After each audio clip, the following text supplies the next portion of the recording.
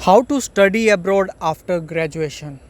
आज की वीडियो होगी बहुत इंटरेस्टिंग क्योंकि मैं बताने वाला हूँ ग्रेजुएशन के बाद आपके पास कैसे प्रोसीजर आपको फॉलो करना पड़ेगा और उसके अकॉर्डिंग आप एक स्टेप बाय स्टेप प्रोसीजर को फॉलो करते करते आप अब्रॉड पढ़ने के लिए जा सकते हो और साथ के साथ आप बेहतर कंट्री जो आप चूज़ कर रहे हो उसके लिए थोड़ा सा टिप्स और एडवाइस देना चाहूँगा। तो शुरू करते हैं बिना किसी देरी के साथ। This is Sagar Khayan and I am going to start now. देखो, सबसे पहले तो मैं अपना एक्सपीरियंस आपके साथ शेयर करना चाहूँगा। वो है, अगर आप मेरा एक्सपीरियंस लेकर चलो तो आपको समझ में आ जाएगा कुछ हद तक कि किस तरह से प्रोसीजर होता है इसका। तो मैंने bachelor degree of computer science की यहाँ से, इंडिया से।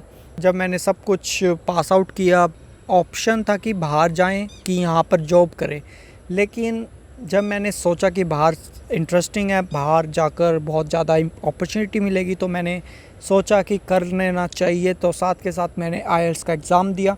आईएलटीएस के एग्ज़ाम में मेरे पास एक क्राइटेरिया था कि मिनिमम हमें चाहिए होते हैं 6 बैंड मिनिमम हर मॉड्यूल में।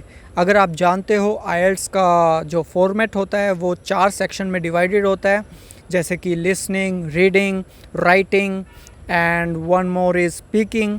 तो इन चारों मॉड्यूल्स में कम से कम हर मॉड्यूल में 6 बैंड चाहिए होते हैं आउट ऑफ 10 तो मान लो किसी को नहीं मिलते, लेकिन 9 is the highest band whoever gets it।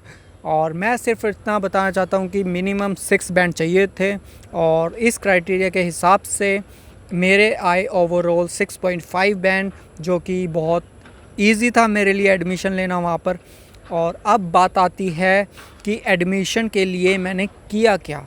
अब एडमिशन के लिए मैंने एक बार तो, जैसे कि मैंने आईएलटीएस का एग्ज़ाम दिया, उसका रिज़ल्ट आया, कुछ दिनों बाद ही उसका रिज़ल्ट आ जाता है, ज़्यादा वक्त नहीं लगता। उसके साथ साथ मैंने जो bachelor of degree computer science थी, उसकी डिग्री आने में टाइम लगता है। अगर आप जानते हो, अगर आप यूनिवर्सिटी के अकॉर्डिंग आप चलते हो तो डिग्री में कम से कम 1 साल लग जाता है। और अगर बहुत ही अच्छी यूनिवर्सिटी है तो मैं नहीं जानता कि कितना समय लगता है, लेकिन अप्रॉक्सीमेटली 1 से 2 साल लग जाते हैं एक डिग्री को आने में। लेकिन हम इतना इंतज़ार नहीं कर सकते, तो हमें करना क्या चाहिए? तो हम करते हैं कि हम प्रोविज़नल सर्टिफिकेट तैयार करते हैं। यूनिवर्सिटी में जाकर हम अप्लाई करते हैं कि हमें किस रीज़न से ये सर्टिफिकेट बनवाना है, और उसके अकॉर्डिंग उस प्रोसीजर को फॉलो करते हुए हमें अप्लाई करना है प्रोविज़नल सर्टिफिकेट के लिए, जो कि यूनिवर्सिटी में जाकर होता है। जो भी यूनिवर्सिटी में आप पढ़ते हो, अगर आप कॉलेज में पढ़ते हो, किसी से एफिलिएटेड है, तो आपको यूनिवर्सिटी जाना पड़ेगा for the provisional certificate instead of college, क्योंकि कॉलेज हमें डिग्री जो भी देता है, जो भी हमें सर्टिफिकेट मिलता है, वो यूनिवर्सिटी की तरफ से आता है। अगर आपकी यूनिवर्सिटी है तो आपको ईज़िली वहीं पर ही अप्लाई करना है, और जो भी सिंपल स्टेप्स है, जो भी प्रोसीजर है, आपको स्टेप बाय स्टेप फॉलो करके एक प्रोविज़नल सर्टिफिकेट होता है और एक साथ के साथ एक और सर्टिफिकेट होता है जो आपको लेना होता है। और आपको ऑलरेडी पता होगा, अगर आपको नहीं पता तो आप कॉलेज में जाकर इंक्वायर कर सकते हो। इसके साथ साथ मैं बताना चाहूँगा, अब आते हैं अप्लाई कैसे करें कनाडा में या फिर ऑस्ट्रेलिया में या फिर यूएस में। तो मैंने जब अप्लाई किया तो मैं सीधा किसी के रेफरेंस पर दिल्ली गया, न्यू दिल्ली। वहाँ पर द चोपड़ास के नाम से एक कंसल्टेंसी सर्विस है। अगर आप दिल्ली में रहते हो तो बहुत अच्छा है। द चोपड़ास के नाम से एक कंसल्टेंसी सर्विसेज जो प्रोवाइड करती है, वो एग्जैक्टली आपसे चार्जेस कुछ नहीं लेते, लेकिन एक बहुत अच्छी बात यह है कि आपको बहुत सारी इन्फॉर्मेशन इसके रिगार्डिंग मिल जाती है कि आपको कौन से कॉलेज में अप्लाई करना चाहिए या फिर कौन से कॉलेज में आपको एक बेहतर शिक्षा मिल सकती है according to the courses you want to take admission in. और यही बहुत अच्छी बात है कि आपका इंटरेस्ट के मुताबिक, जो भी आपका इंटरेस्ट है उसके अकॉर्डिंग आपको एडमिशन मिल जाता है। लेकिन उसके लिए अगर आप सोच रहे हो कि आप खुद से अप्लाई करो, वो भी कर सकते हो, लेकिन आपको रिसर्च करना पड़ेगा कि आपको जाना कहाँ है। सबसे पहले तो आप खुद से पूछना कि आपको जाना कहाँ है। जैसे कि ज़्यादातर स्टूडेंट्स सोचते हैं कि ऑस्ट्रेलिया में जैसे मेलबर्न है, सिडनी है, वैसे ही कनाडा में वैंकूवर है, टोरंटो है। तो बहुत सारी ऐसी ऐसी सिटीज़ है जो मोस्ट पॉपुलर है जाने के लिए और एडमिशन लेने के लिए। तो वैसे ही मैंने चूज़ किया था वैंकूवर, जो कि कनाडा में लोकेटेड है। और मैंने जब अप्लाई किया वैंकूवर के कॉलेज में, जो मेरा सबसे ज़्यादा इंटरेस्टिंग कोर्स था तो वो था वेब डिज़ाइनिंग, जिसमें मुझे एडमिशन लेना था। और मैं बहुत ज़्यादा खुश था कि मुझे उस क्राइटेरिया के हिसाब से मैं फुलफ़िल कर रहा था, हर चीज़, हर रिक्वायरमेंट्स को फुलफ़िल कर रहा था। और जैसे कि होता है कि आइल्स में मिनिमम 6 बैंड चाहिए होते हैं, रिक्वायरमेंट्स होती है कि आपके पास डिग्री हो, प्रॉपर तरीके से आपके पास नंबर्स हो, जो भी आपने मार्क्स गेन किए हैं। अगर आप हर क्राइटेरिया को फॉलो करके एक मिनिमम क्राइटेरिया को पास कर जाते हो तो अप्लाई करने में कोई देरी ना करें और सीधा अप्लाई कर दो। हम डायरेक्ट जो भी यूनिवर्सिटी होती है उसके वेबसाइट पर जाकर, ऑफिशियल वेबसाइट पर जाकर हम अप्लाई करते हैं। अब मैं कुछ सीन बताने वाला हूँ यहाँ पर एजेंट का क्या रोल होता है, एजेंट पैसे कैसे कमाता है, अगर हमसे पैसे नहीं लेता तो वो पैसे कैसे कमाता है, वो भी मैं बताने वाला हूँ। देखो, एजेंट्स का रोल ये होता है कि हमें एक बार कॉलेज को एक्सेप्ट करना पड़ता है कि कौन से कॉलेज में हम अप्लाई करें। अब एजेंट्स क्या करता है, एजेंट अपने द्वारा वहीं पर अपने डेस्कटॉप पर वो अप्लाई जब करता है किसी भी कॉलेज को, तो वहाँ पर एक ऑप्शन होता है अवेलेबल कि आप किसके थ्रू अप्लाई कर रहे हो, आप इंडिविजुअली कर रहे हो या फिर किसी एजेंट्स के थ्रू कर रहे हो। वो कॉलेज वाला पूछता है, वो कॉलेज पूछता है कि आप किसके थ्रू अप्लाई कर रहे हो। ये एवरी एप्लीकेशन में अवेलेबल होता है। जो भी बाहर की यूनिवर्सिटी है, अब्रॉड इंटरनेशनल स्टूडेंट्स को एक्सेप्ट करती है, वो सभी यूनिवर्सिटी ये सब पूछती है कि अगर आप एजेंट के थ्रू अप्लाई करते हो तो एजेंट अपने आप ही उस ऑप्शन में अपना जो नाम है, जो अपना इंफॉर्मेशन है वो डाल देगा। अगर एक बार कॉलेज ने एक्सेप्ट कर लिया आपका एडमिशन, अगर मान लो कि आपने फ़ीस भरी है, जैसे कि आपने फ़ीस भी भर दी कॉलेज की, तो उस फीस के अंदर से, उसी फीस में से कॉलेज अपने आप ही कुछ कमीशन एजेंट को दे देता है अपनी तरफ से। और यही चीज़ होती है कुछ, ये एक रूल्स एंड रेगुलेशन समझ सकते हो कि ये एक गवर्नमेंट ने या फिर किसी भी प्रोसीजर को ऐसे तरीके से बनाया गया है कि इसमें कोई छेड़छाड़ नहीं हो सकती, इसमें कोई प्रॉब्लम नहीं हो सकती कि इसमें कितना कमीशन मिलेगा। एक प्रॉपर तरीके से एक परसेंटेज होता है जो कि एजेंट्स को मिलता है, तभी तो वो एजेंट्स कमाते हैं उस कमीशन से। लगभग 15 से 20 या 25% कमाते हैं फर्स्ट सेमेस्टर की फ़ीस से, वो निकालते हैं। और यही चीज़ अगर आपको पता थी तो बहुत अच्छी बात है, अगर आपको नहीं पता थी तो एक नई नॉलेज आपको पता लगी है साथ के साथ। और इसी के साथ मैं बताना चाहता हूँ, एक बार आपने जैसे कि एप्लीकेशन फॉर्म भरा, एप्लीकेशन फॉर्म भरते ही कुछ फ़ीस जो होती है, छोटी अमाउंट होती है, $150 या $200 के करीब होती है अकॉर्डिंग टू द कॉलेज, कि उसकी फ़ीस की जो स्ट्रक्चर है, जो क्राइटेरिया होता है, जो कोर्स कितने साल का है, उसके अकॉर्डिंग वो एप्लीकेशन फ़ी मांगता है, तो आपको भरना होता है वो।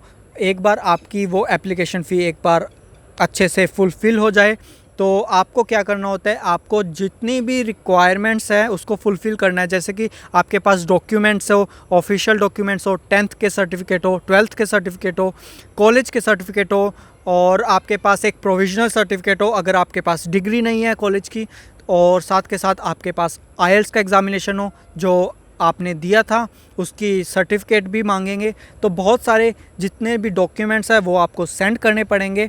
और इसके साथ साथ आपको जितना भी चीज़ें हैं वो अपने आप प्रोसीजर के अकॉर्डिंग आपको एक मेल करेंगे, जिसमें हर चीज़ का ज़िक्र होगा, हर चीज़ के बारे में दिया होगा। और एक ऑनलाइन अकाउंट होता है, उसके अंदर भी आपको सारी चीज़ें बिल्कुल परफेक्ट तरीके से, आपको किसी भी चीज़ में दिक्कत नहीं आएगी। एक बार लगता है कि हम कैसे अप्लाई करें, लेकिन एक बार आप खुद से ऑपरेट करने लगो तो बहुत आसान हो जाता है कि अकाउंट में आपके क्या क्या नेसेसरी डॉक्यूमेंट्स है जो फुलफ़िल नहीं हुए, आप दोबारा भी भेज सकते हो एक बार रिक्वेस्ट कर। और इसके हिसाब से आपको एडमिशन मिलता है बाहर की कंट्री में। अब चाहे वो कनाडा हो, यूएस हो, ऑस्ट्रेलिया हो, हर जगह सेम क्राइटेरिया है। ऑलमोस्ट सेम है, मैं ज़्यादा फ़र्क नहीं समझ रहा, ऑलमोस्ट सेम मिलेगा। और जब एक बार एडमिशन आपको मिल जाता है तो वो अपने आप ही आपको मेल करेंगे, congratulation you have been accepted. और इसके साथ साथ वो आपको करिकुलम का डिटेल भेजेंगे कि आपकी क्लासेस कब से शुरू होगी और आपको अब वीज़ा के लिए अप्लाई कर देना चाहिए।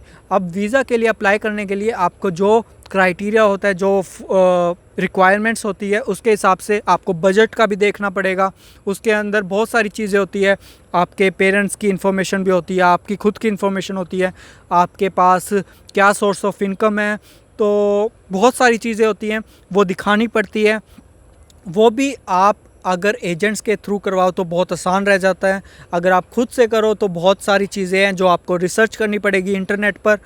और मैं समझता हूँ कि बहुत आसान होगा अगर आप किसी से मिलकर, किसी से राय लेकर, किसी से एडवाइस लेकर करें। तो अगर आप खुद इतने समझदार हो कि आपको आता है ये सब करना तो बहुत अच्छी बात है। मैं समझता हूँ कि अगर आप इंडिविजुअल भी करना चाहते हो तो कर सकते हो, आप कर सकते हो। जी हाँ, आप कर सकते हो, ज़रूर कर सकते हो, मैं इसको मना नहीं करूँगा।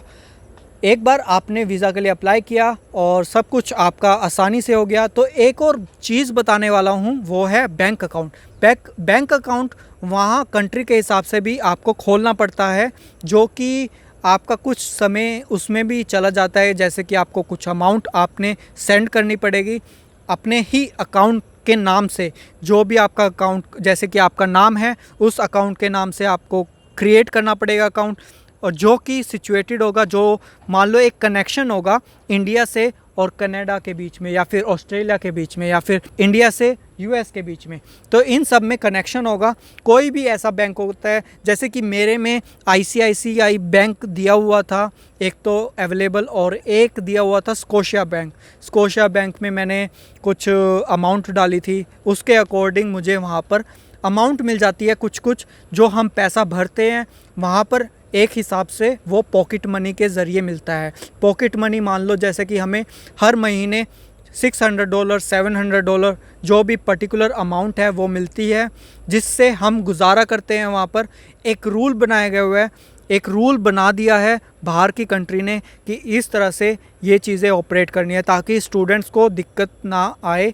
उसकी जो अकोमोडेशन है, जो खाने पीने का खर्चा है, जो भी चीज़ें आती है उसकी रोज़मर्रा की लाइफ में, वो सभी चीज़ें इंक्लूड होती है, जिससे आप अच्छे से गुजारा कर सको और एक बेहतर दिशा में आप अपनी स्टडीज़ पर फोकस भी कर सकते हो।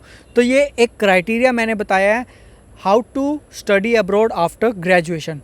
इस तरह से मैंने अपना एक्सपीरियंस आपके साथ शेयर किया। अगर आपको और डिटेल में बहुत सारी चीज़ें, अगर आपको पर्टिकुलर चाहिए तो आप कमेंट सेक्शन में मुझे बता सकते हो कि आपको ये वीडियो कैसी लगी। उस हिसाब से मैं वीडियो बनाता रहूँगा। होपफुली आपको पसंद आई होगी। कहना था सागर कल्याण के चैनल पर, और ये मेरा यूट्यूब चैनल है, इसको सब्सक्राइब कर सकते हो, लाइक कर सकते हो, शेयर कर सकते हो। तो मेरा यूट्यूब चैनल जो है वो पर्टिकुलरली फोकस करता है न्यू जनरेशन पर, जो बाहर जाना चाहता है या फिर स्टडी करना चाहता है या फिर न्यू स्किल्स को गेन करना चाहता है, कोई भी कोडिंग से रिलेटेड हो, या बहुत सारी चीज़ें ऐसी है जो नई नई चीज़ें आजकल चल रही हैं, जैसे कि व्लॉगिंग, जैसे कि रेसिपीज़ क्रिएट करना, जैसे कि अपने हॉबीज़ को एक पर्टिकुलर प्रोफेशन कैसे कन्वर्ट करे, वो सभी चीज़ें मैं डिटेल में आपके साथ शेयर करता हूँ। और आपने अगर वीडियो नहीं देखी मेरी पुरानी तो आप जाकर देख सकते हो और मुझे बता सकते हो कि आपको वो वीडियोस कैसी लगती हैं। अगर आपको ये वीडियो वैल्यूएबल लगी हो तो प्लीज़ सब्सक्राइब करना ना भूलें। और thanks for watching my video, I hope you like it.